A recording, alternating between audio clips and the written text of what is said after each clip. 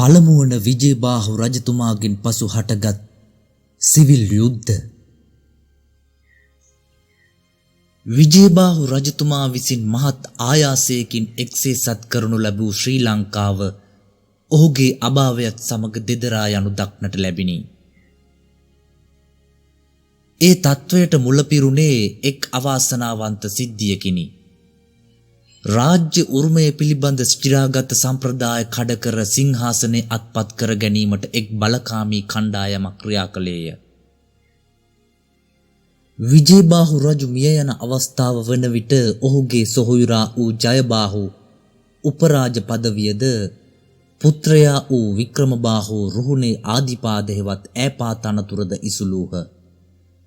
රජුගේ අභාවයෙන් පසු අනුප්‍රාප්තිකයෙකු පත් කිරීමේදී ඇතැම් ඇමතිවරුද රජුගේ සොහොයුරිය වූ මිත්තා කුමරියද ඇයගේ පුතුන් තිදෙනාද ඇතැම් භික්ෂූන් වහන්සේලාද කතිකා කොට ඒ වන විට උපරාජ තනතුරේ සිටි ජයබාහු රජකමට පත් කොට ඔහුගෙන් හිස් වූ උපරාජ තනතුරට මිත්තා කුමරියගේ වැඩිමහලු පුත් මානාභරණ පත් කළහ. මෙහිදී මානාභරණ උපරාජ පදවියට පත් කිරීම පෙර සිරිත් මග හෙවත් පුබ්බ චාරිත්ත මග්ග කඩ කිරීමක් විය. විජේබාහුගේ සොහොයුරු ජයබාහු රජකමට පත්වීම චාරිත්‍රානුකූලය. එහෙත් උපරාජ තනතුර හිමි විය යුත්තේ විජේබාහු රජුගේම පුත්‍රයා වූ රුහුණේ සිටි වික්‍රමබාහුටය. ඒ විජේබාහු රජුට වෙනත් සොහොයුරන් නොසිටි බැවිනි. මහතෙරුන් මේ ක්‍රියාවට සහභාගී වීම හේතු කොටගෙන වික්‍රමබාහු තුල සංඝයා කෙරෙහි වෛරයක් හටගත් බව පසුකාලීන සිදුවීම් අනුව පෙනී යයි. මෙසේ පෙර සිරිත කඩ කිරීමෙන් සිදු වූයේ දීර්ඝ කාලයක් තුල විජේබාහු රජු මහත් පරිශ්‍රමයක් දරා එක්සේසත් කළ දිවයින දේශපාලන වශයෙන් අවුල් සහගත තත්වයකට පත්වීමයි. ඔහු ගොඩනැගූ ස්ථාවර භාවයේ ක්‍රමයෙන් අහෝසි වීමේ ලකුණු ඇතිවිය. ඒ තත්වය මගහරවා යලි දිවයින එක්සේසත් කරනු ලබන්නේ දශක 4කට පමණ පසුවය. එනම් ක්‍රිස්තු වර්ෂ 1153 දී රජ පැමිණි මහා පරාක්‍රමබාහු රජතුමා විසිනි. අයථා මාර්ගයෙන් උපරාජ පදවියට පත් කරනු ලැබූ මානාභරණ ලවා රාජ බලයේ නියම වශයෙන් මෙහෙයවීමත් සිය සොහොයුරු ජයබාහු නමට පමණක් සිහසුන තබා ගැනීමත් ඉහත සඳහන් කළ කණ්ඩායමේ අරමුණු වූ බව පෙනේ. මේ සිද්ධියෙන් පසු ඔටුන්න රාජාභරණ සහ සෙසු වස්තුව අත්කරගත් මානාභරණ ඔහුගේ බාල සොහොයුරන් දෙදෙනා වූ කිත්සිරිමේඝ සහ සිරිවල්ලභද ජයබාහු රජුද කැටුව වික්‍රමබාහු අත්අඩංගුවට ගැනීම සඳහා රුහුණ ආක්‍රමණය කළේය. මහා නාග කුල විසූ වික්‍රමබාහු කුමරු සටනට පිවිස බුත්තල ප්‍රදේශයේදී ප්‍රතිමල්ල සේනා පරාජය කළේය. ඉන්පසු හෙතෙම රජරට ආක්‍රමණය කර පොළොන්නරුව අත්පත් කරගෙන එහි පාලකයා බවට පත්විය. රුහුණ රට හා දක්ෂිණ දේශයේ සිය අනසකට යටත් කර ගැනීමට මානාභරණ හා ඔහුගේ සොහොයුරුද ජයබාහුද සමත් වූහ. ඒ සොහොයුරන් අතර වැඩිමල වූ මානාභරණ වීරබාහු නමින් දක්ෂිණ දේශයේ පාලකයා බවට පත්විය. ඔහුගේ පාලන මධ්‍යස්ථානයේ පිහිටුවා ගන්නා ලද්දේ වර්තමාන කෑගලු දිස්ත්‍රික්කයේ පිහිටි දැදිගම වශයෙන් හඳුනාගෙන ඇති පුංකගාමයේය. රුහුණු රට කිත්සිරිමේඝ හා සිරිවල්ලභ යන දෙසොයුරන් අතරේ බෙදී ගියේය. වලවේ ගඟින් බටහිර දිග ප්‍රදේශයේ වූ 12000 රට හෙවත් 12000 පාලකයා බවට පත් වූ කිත්සිරිමේඝ මහා නාග කුල ස්වකීය මූලස්ථානය කරගත් අතර වලවේ ගඟින් නැගෙනහිර ප්‍රදේශයේ වූ 8000 රට හෙවත් 8000 පාලනයේ සිරිවල්ලභ කුබුරු යටතට පත්විය. ඔහුගේ පාලන මධ්‍යස්ථානයේ පිහිටියේ උදුන් දොර හෙවත් උද්දනද්වාරයයි. ඒ ස්ථානය මොනරාගලට නැගෙනහිරින් පිහිටි ගල බැද්ද වශයෙන් හඳුනාගෙන තිබේ. මිත්තා කුමරිය සහ ජයබාහු මහා නාග කුල විසූහ. රජරට පාලකයා වූ වික්‍රමබාහුට එරෙහිව මොහු යලි සටන් ඇරඹූහ.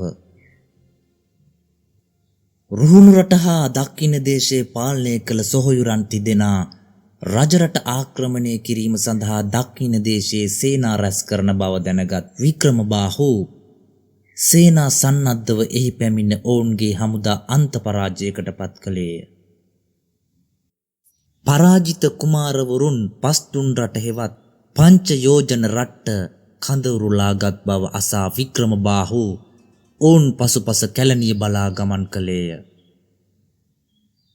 සටනේ ඒ අවස්ථාව එළඹ තිබියදී පලන් දීපයේ සිට පැමිණියෙකුසේ දැක්වෙන වීරදේව නම් සෙනවියෙකු එල්ල කළ ආක්‍රමණයකට මුහුණ දීමට වික්‍රමබාහුට සිදුවිය.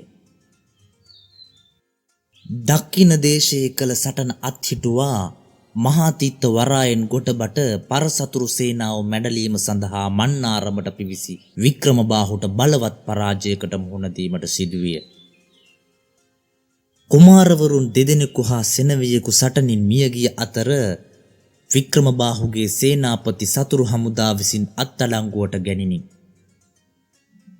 පරාජිතව පොළොන්නරුවට පැමිණි වික්‍රමබාහු ස්වකීය අගනා වස්තුවද රැගෙන අවසාන වශයෙන් රැකවරණය සඳහා කොට්ටසාර හෙවත් කොටසර ප්‍රදේශයට ළඟා විය.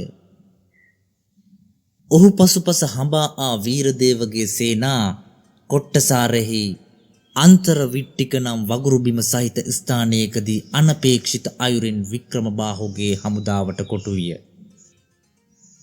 එහිදී වීරදේවගේ සේනා අන්ත පරාජයකට ලක් වූ අතර වීරදේවද ජීවිතක්ෂයට පත් කරන ලදී.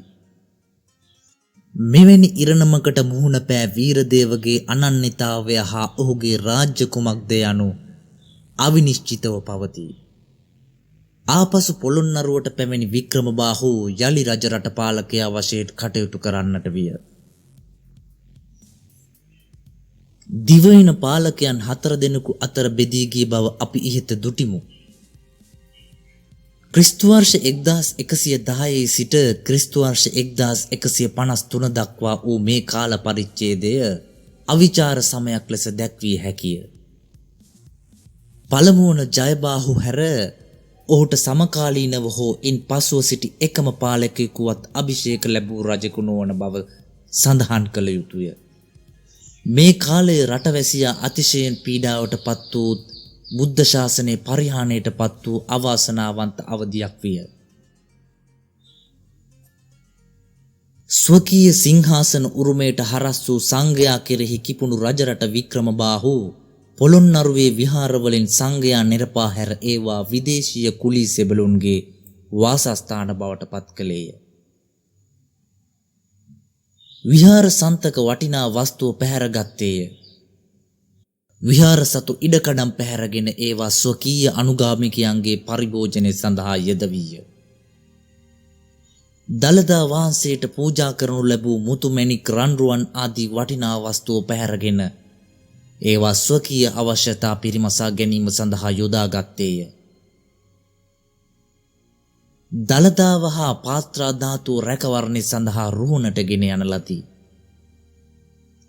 ඉහතකී රාජ්‍යවල දේශ සීමාවන්හි පෙළ ගැසී සිටි එකිනෙකාගේ සේනාවෝ නියම්ගම් කොල්ල කෑහ.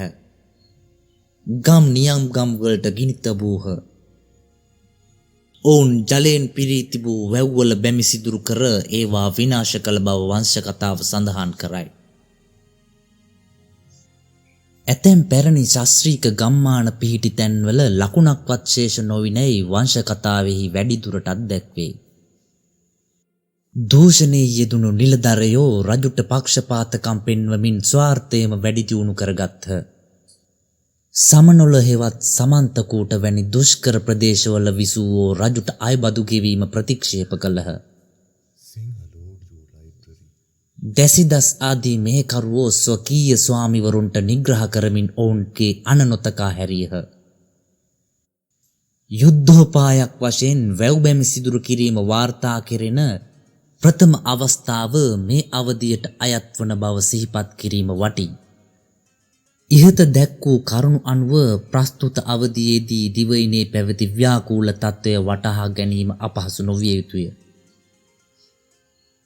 වංශ කතාවෙහි දැක්වෙන්නේ එකල රටවැසියා උක්මෝලක මිරිකුණු උක්දඬු බවට පත් වූ සැටියකි.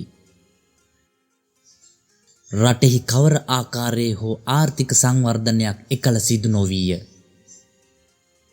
එකල ඉදිකෙරුණු වැවක් ගැන හෝ ආගමික ගොඩනැගිල්ලක් ගැන හෝ සඳහන් නොවේ.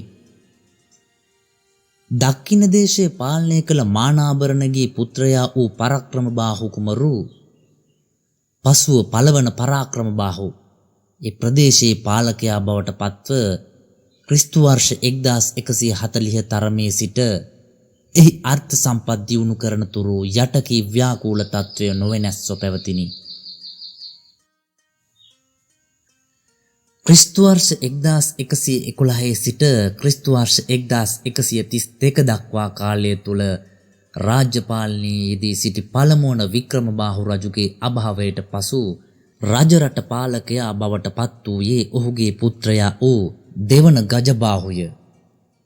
පළමුවන විජේබාහු රජතුමා කාලිංග දේශයෙන් ගෙන්වා ගන්නා ලද මෙහෙසිය වූ තිලෝක සුන්දරී බිසවට සුබද්දා, සුමිත්තා, ලෝකනාතා, රත්නාවලි, රූපවතී නම් වූ දියණියන් 5 දෙනෙක්ද වික්‍රමබාහු නම් වූ පුතෙක්ද උපන්නහ. විජේබාහු රජුගේ අනෙක් මෙහෙසිය වූ ලීලාවතී බිසවට යසෝදරා නම් දියණියක වූවාය.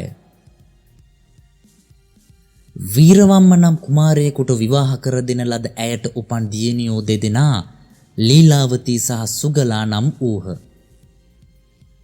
පාණ්ඩ්‍ය කුමාරයෙකු විවාහ කරගෙන සිටි විජේබාහුගේ සොහොයුරිය වූ මිත්තා කුමරියට උපන් පුතුන් තිදෙනා මානාභරණ, කිත්සිරිමේඝ සහ සිරිවල්ලභ නම් වූ බව ඉහත සඳහන් විය. ඔහු පිළිවෙලින් රත්නාවලි, ලෝකනාතා සහ සුගලා යන කුමාරිකාවන් විවාහ කරගත්හ. දක්ඛින දේශයේ පාලකයා වූ මානාභරණට දාව රත්නාවලී බිසවට පරාක්‍රමබාහු නම් පුතෙක්ද මිත්තා සහ ප්‍රභාවතී නම් වූ දියණියෝ දෙදෙනෙක්ද වූහ. රුහුණේ පාලකයා වූ සිරිවල්ලභට මානාභරණ නම් පුතෙක්ද ලීලාවතී නම් වූ දියණියක්ද සිටියෝය. පරාක්‍රමබාහු ඉපිද වැඩි කලක් යන්නට පෙර ඔහුගේ පියා මිය ගියෙන් මෑණියක් වූ රත්නාවලී බිසව සිය පුත් කුමරුද දියණියන්ද කැටුව රුහුණට ගොස් සිරිවල්ලභ රජුගේ රැකවරණය ලැබමින් මහානාග කුල වාසය කළාය. මානාභරණගේ අභාවයෙන් හිස් වූ දක්ඛින දේශයේ පාලක පදවියට 12000 රට පාලකයා වූ කිත්සිරිමේඝ පත් වූයෙන් මුළු රුහුණු ප්‍රදේශයේම පාලක පදවිය සිරිවල්ලභට හිමි විය. මේ අනුව මේ අවධිය වන විට රජරට දෙවන ගජබාහු යටතේද දක්ඛින දේශයේ කිත්සිරිමේඝ යටතේද රුහුණු රට සිරිවල්ලභ යටතේද පාලනය විය. නිසි වයසට පත් වූ කල පරාක්‍රමබාහු කුමරුගේ වැඩිමහල් සොහොයුරිය වූ මිත්තා කුමරිය රුහුණේ පාලකයා වූ සිරිවල්ලභගේ පුත්‍ර මානාභරණටද කනිටු සොහොයුරිය වූ බද්දවතී කුමරිය රජරට පාලකයා වූ දෙවන ගජබාහු රජුටද විවාහ කර දෙනු ලැබිනි.